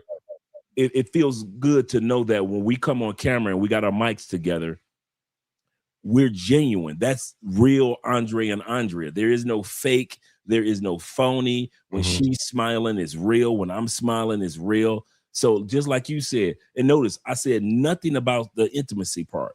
Mm-hmm. These are all the things that you're going to want when you are in your 70s and 80s. That type of connection, real smiles, genuine conversation, genuine laughter, genuine agreements and disagreements. Oh, in our 8 years together, man, we've never had a argument. We've Yeah. had disagreements, but this is the first relationship I've never had a rah-rah argument of any particular vocal tone. If we have a disagreement, we discuss it Mm-hmm. and why we're having that disagreement. And if it makes both of us feel comfortable because nobody yelled at each other to admit, you know what, you're right, I was wrong. Right. And she'll say, you know what, babe, I see where you're coming from. My apologies, I was wrong. Right. And so because there's no rah-rah in our, and people say, you telling me you ain't never had no argument with your wife in 8 years. 8 years, not one argument. You know why though? Disagreements, yes. Say that again, Sean. You Go know ahead. why? I think that y'all haven't had any real arguments because you was upfront about who you are. The freedom to be to speak on a former Dre and actually be a present Dre is something that Andrea can appreciate. Yeah, that's a good point. You understand what I'm saying? Because she's a different breed. Let's be real. Sister's a different breed. Fact. She's, yeah, you know what I'm saying? And Andrea. and my thing for you is I'm happy that you found that because it's a lot of dudes that don't get a second chance, let alone a third or fourth or fifth when it comes to having good women after experiencing a lifestyle of infidelity. You've been blessed to find it, and I'm happy to say I've been blessed to find it. Amen. That's right. You understand what I'm saying? Yes, sir. Which is why we can have this type of show because here's the thing. The young lady that I'm dealing with at this particular time, she knew exactly what was going to be said on this show. She knew exactly what was going to be said on the show. But at the end of the day, it was more of an encouragement to let people know who I was versus, no, you should hide that. You shouldn't talk about that. No. Because guess what? She's more happy with who I am now versus who I was before. So why not express and not be a beacon of light to other men who want to jump out there but are, I ain't gonna say fearful because that's a bad word, who are just maybe confused on like balancing it. Because here's the thing, this is why you got to surround yourself with the right people. If you don't have the right people, it's always an imbalance. Well, damn, do I impress this group who's impressed by the player that I am, or do I impress this group who puts a priority on monogamy and partnership and things of that nature? I'm 45 years old. I would rather my girl be proud of me than some random dudes be celebrating my ignorance of cheating in doing that other stupid stuff that really didn't benefit me in the long run in no kind of way. Because one thing I learned, while them fools was encouraging my ignorance, guess what they were doing? Being in the same type of relationship that I wanted to be in. Right. You see how that work out? Right. I get guys down here. Let me make sure I give shout outs to some guys. Yeah, go ahead, man. I don't want to take that because, like I said, I know how your community very supportive. Give shout outs to them brothers, man. I appreciate you for joining. Make sure you go to and hit the super chats. Go to the area where it says live and then it says started. Let's see, live and started. You're in the comments and then it says live and started. And there are some super chats over there. 2 guys, one blue, one hard. Yeah. Okay. And click on that. Okay. Shout out to my brother Black Newbie. Them Canadian brothers in the building, always showing love. I told this guy where I was from. He said, "Oh, Canada." Shout out to you being here and our brother Alexis, my dude. Hope everything's going great with you, brother. Them Texas boys doing what you do. Shout out to you, brother. Appreciate you supporting the channel. I haven't reached the level of that, Dre. So yeah, like I said, I'm learning. This is good stuff. Yeah, so this is how you do it, huh? Okay. Yes, sir. And then you click back over to the live part and they'll take you back to the other comments. Okay, so yeah, I fell on this comment. I'm reading the comments as we were talking, and Corporal, man, he's been spending some game. I've been watching him throughout the chat, just being very interactive with us, and I appreciate you, brother, for joining us. He said, I believe that men must treat their women well. However, I know exactly what you mean by faceless women, and it took me time to learn how to get that discipline. Hey, brother, trust me. I understand exactly what you're saying, but discipline is the operative word that we as men need to focus on, because that's what it ultimately comes down to. If you want some game, here's some game. Women want to be protected, right? They say this all the time. I hear them say it all the time. Online, offline, whatever the case may be. The best way to protect a woman as a man is to incorporate discipline in your life. True. If any woman tells you opposite, that woman don't know is what the hell she talking about. She don't even know herself. Period. I'm just gonna throw that out there. But the best way a man can protect a woman is by incorporating discipline in his life. If you don't believe me, I don't know what to tell you. Discipline is what keeps him from cheating. Discipline is what prevents conversations like this. Discipline is what helps you to grow with him. I'm just going to be real. It's an everyday choice to wake up and make a decision that this is my person and I'm going to do everything in my power to make this situation flourish. Dre, am I talking shit or am I being real? It's so, discipline is so important in a relationship that you start to see the real you once you introduce yourself to the disciplined you. Mm-hmm. Whether it be with starting a business, whether it be writing a book, whether it be doing a podcast, you are introduced to the real you and the you with all the potential, the you with all the skills. And when it comes to relationship, it's the same thing through disciplines. Yes, you have the ability to be out there. Yes, you're attractive. Yes, your money is flowing. Yes, you have the right height, right look, and everything. But that discipline says, even though I have all this that a woman would want, mm-hmm. I know how I have the ability to sit back and analyze a situation. I am a real man of rationality and a man that knows how to analyze the circumstances. And discipline tells you this. I know how this gonna work out. Yeah. I know the end. See, men that aren't disciplined try to pretend like we don't know the end, how this is gonna work out in the end. Yeah, I'm gonna get caught. Yeah, I'm gonna get caught. It may not be this particular chick. It might be a chick a couple of years down the line. Discipline tells you, bro, you know you're gonna get caught. And you admit to yourself, you have no problem admitting, you know what?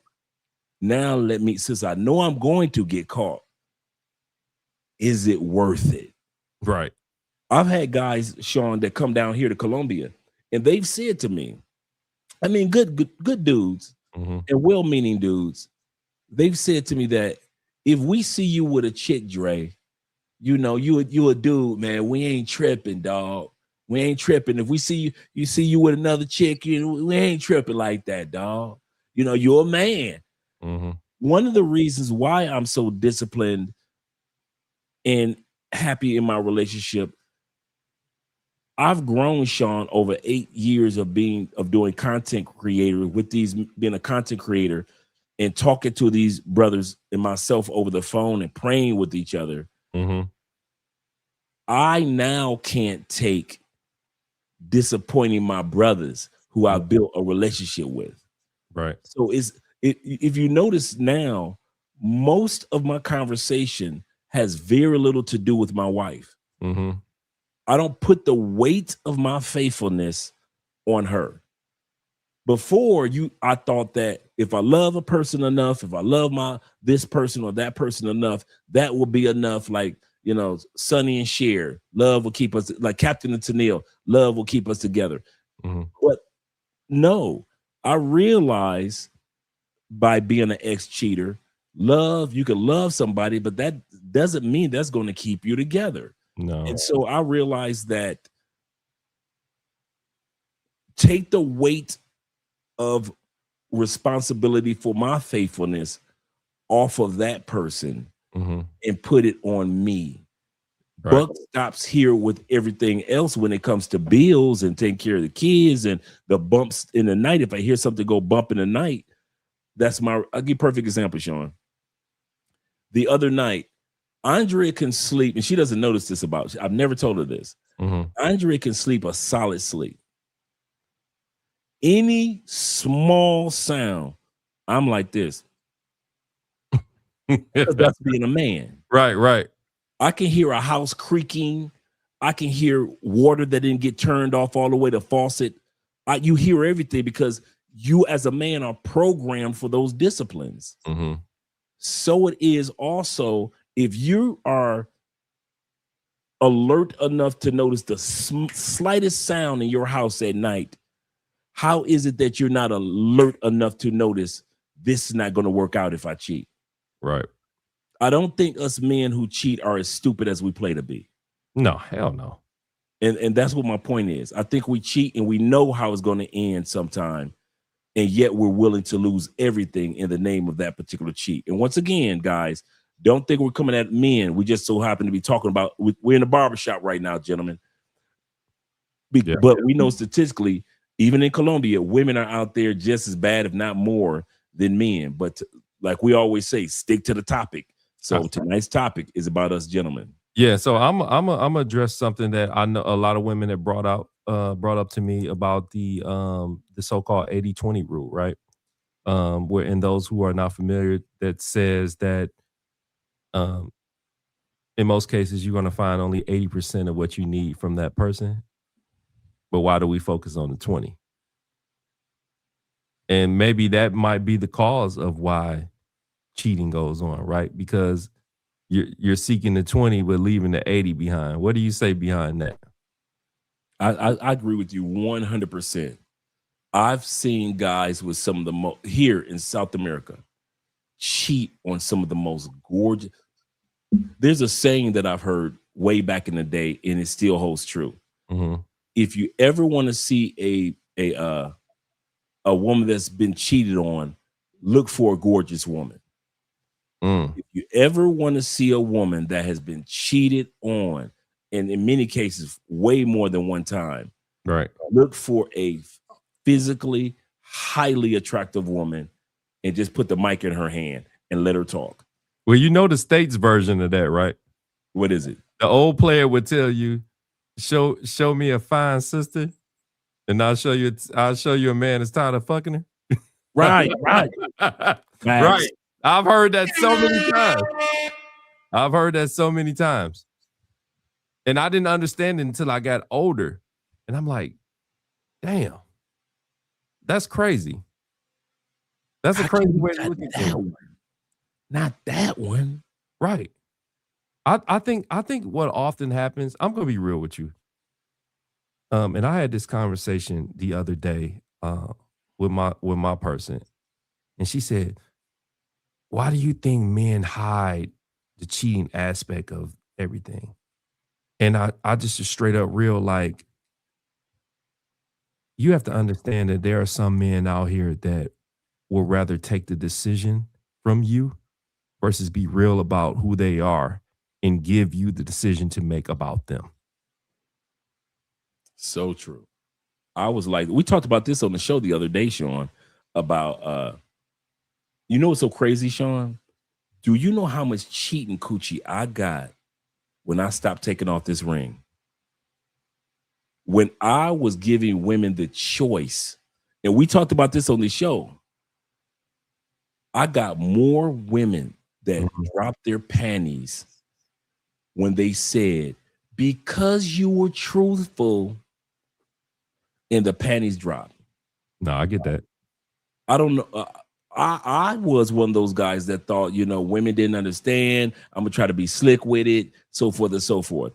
And then I discovered that women just, it's not that you had a wife, it's Mhm. the fact that you took away my choice of whether I want to be with you or not. I heard that one so many times. And when I stopped taking away a woman's choice to be with me or not, Yeah. as a cheater, the irony was most wanted to cheat with me, but they Right. wanted the right to make the choice themselves. Mhm. And a lot of times, and I'm not saying go out there and just be honest and just be cheating. And the world's open to cheat. I'm not saying that. But what I am saying is that you're absolutely correct. A lot of times, yeah, sexy boo. Thank you. Yeah. I appreciate you. So here's the thing, Dre. Um, I know you, like I said, you are the king of live streaming. You can go 4 or 5 hours, brother. we're, we're streaming this, but what I want to do right now, because I don't want this show to cut off, and I would be Okay. ashamed to admit I am a brother that did not charge his computer. No, you didn't. Yes, I did. I have made that, but see, this is the part that makes me a man, just being accountable for my mistakes. And I'm going to cheat you guys right now by saying, listen, I have to cut this show short. Not saying that my brother is going anywhere anytime soon, because we can always bring him on, but I am going to ask him one last question because we have There to we end go. the show, because I don't want it to cut off in any shape, form, or fashion when it comes to delivering this type of content. My last question to you is, can trust ever be restored 100% after No, cheating? no. You'll get 80%, you'll get 70%, you'll get enough to keep the relationship going, you'll get enough to where she can forgive you and move forward. And the reason why I say this, and I mean this for a Mhm, man or a woman, we are humans. mhm, I think only God can forgive 100% with clarity, mhm. without it coming back in their minds in 3 months, 3 years. All of a sudden she thought what she forgave, and all of a sudden something that she sees clicks, and all of a sudden you're wondering 4 years later why she's changed, or why she's a little different, and why Sean's Wi-Fi went out. I'm still here. So we go rock and roll, fellas. As long as your boy Dre's still here. And maybe that just might be me. But at the end of the day, do realize that only God can forgive somebody 100%. I don't think a man can forgive somebody 100% in almost in a forgettable way. And I don't think a woman can. Can you guys still see me? Put a 1 in the comment section if you guys can still see me. Put a 1 in the comment section if you guys can still see your boy Dre.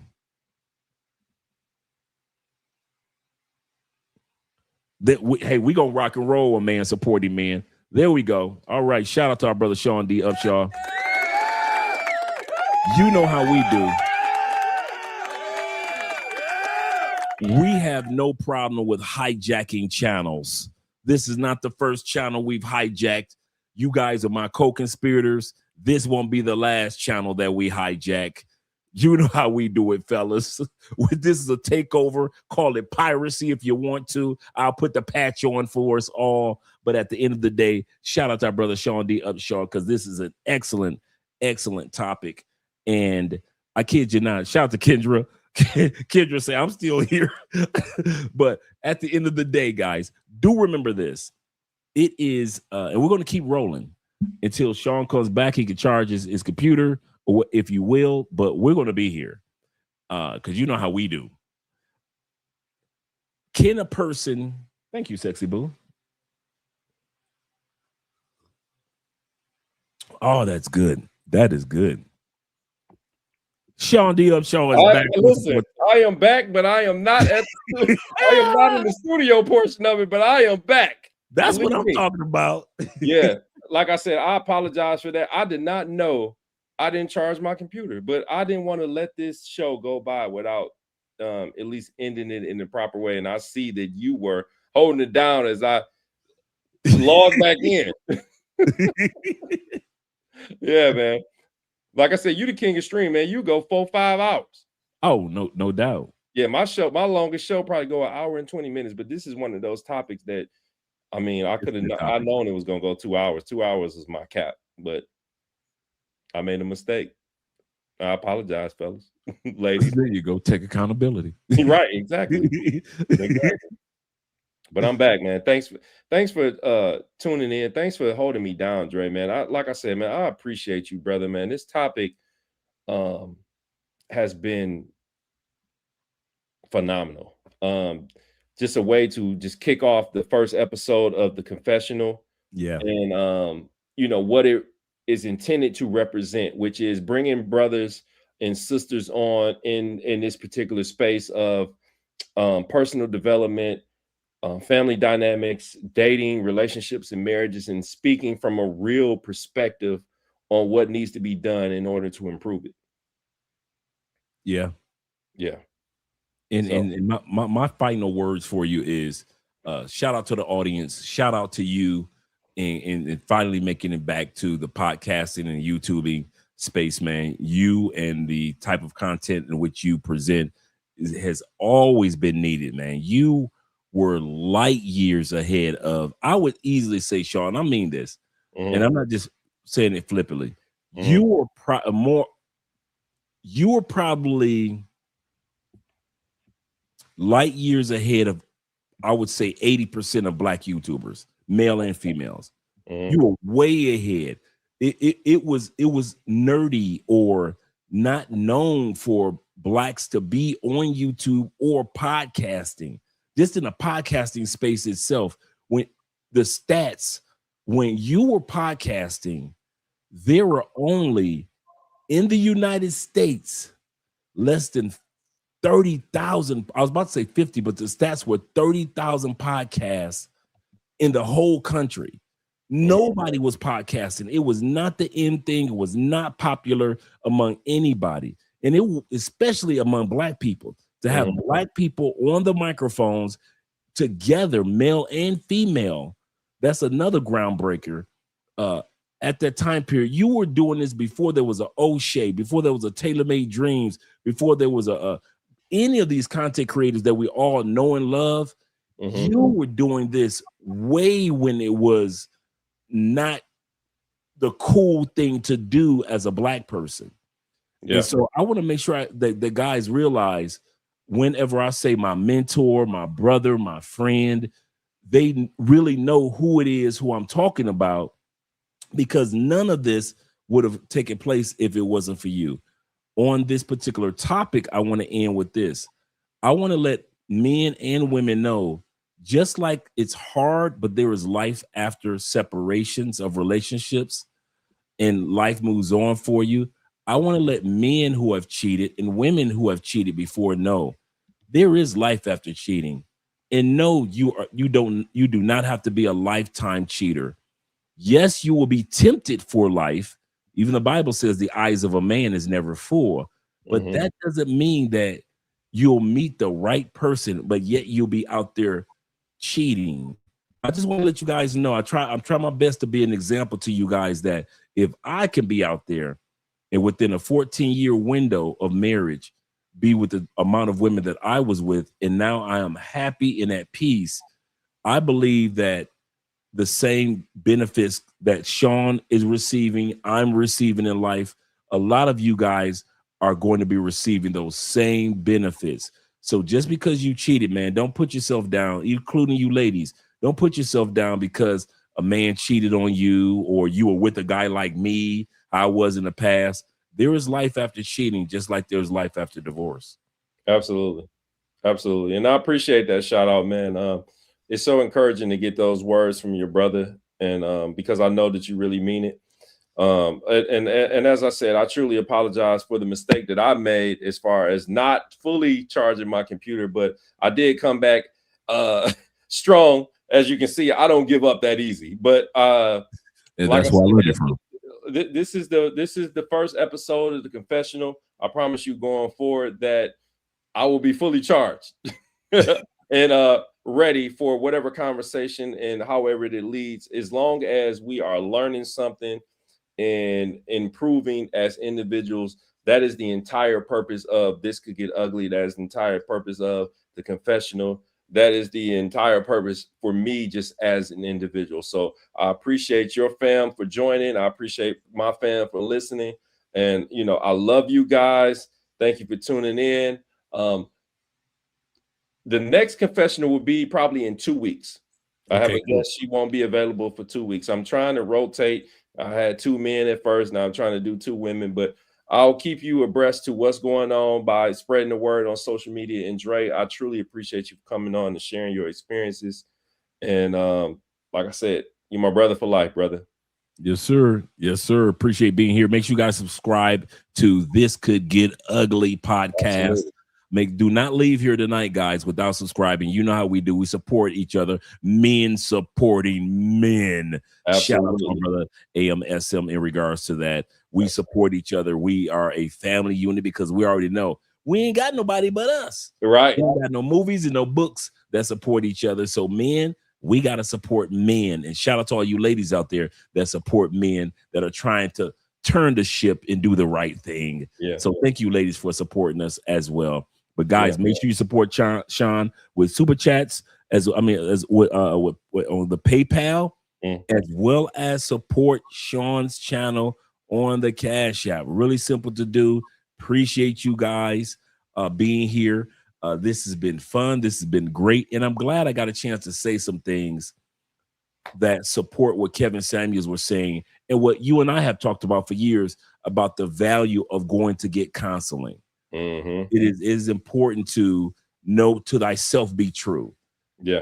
To know you, even knowing you can help. You may not get all the answers you need in counseling, but at least in counseling, you start the process of getting to know you. And that helps out, at least me. I can at least say this, Sean. Getting counseling, getting to know me, helped me know what type of cheater I was. And know what type of so if I ever got off into it, how bad it would be. Now I know the end results. Right. In other words, now I know in advance, Andre, you don't want to start this because before I didn't have a because, and now I do. Right. Right. Absolutely, you, brother. It's all about accountability with us, and that's what our friendship and our brotherhood has been all about. For those who are unaware, I have a live stream on Wednesday. We are currently in the middle of an arc, and it's about men. It's centered around men right now. So you might want to join in. The first 2 episodes, or the first 3 episodes, we talked about just the costume of the alpha male. Then we talked about how provision is not love, and I believe the last episode we talked about how society tells us letting our woman see us weak is a hindrance, which is just the total bullshit. So, you know, that's what this show is all about, just debunking patterns and getting back to what really matters, which is building strong families and building strong foundations. And I can't wait to get an invite to Andre and Andrea Love Crossing Borders. I'll definitely accept that invite with grace, my friend.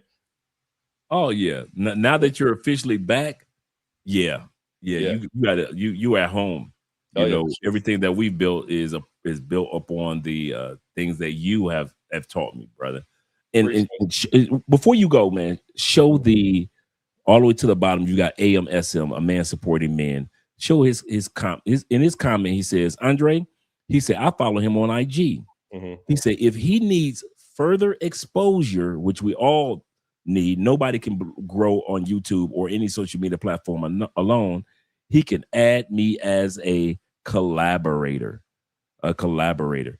He Mhm. said, I'm trying to run my page like a world star. And yes, I can Okay. say a man supporting men does allow your content to blow up. One of the videos he did with us, a small clip, just Mhm. went viral a couple weeks ago.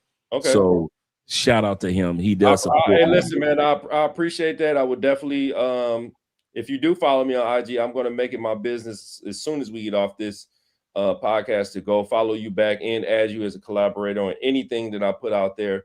Clips will be coming out this week of this show because I really feel like it was a great show and an informative show into the minds of men and former cheaters and why some men probably still do the same. So yeah, I appreciate that, brother, and I definitely would take advantage of that. And All shout right. out to the new subscribers. You're in for a ride. Yeah, yes, sir. Yeah, Yes, for sir. sure. Yeah. So I appreciate you, man. And we're gonna end the show on that. Much love. Have a good night. Appreciate you. All right, gentlemen.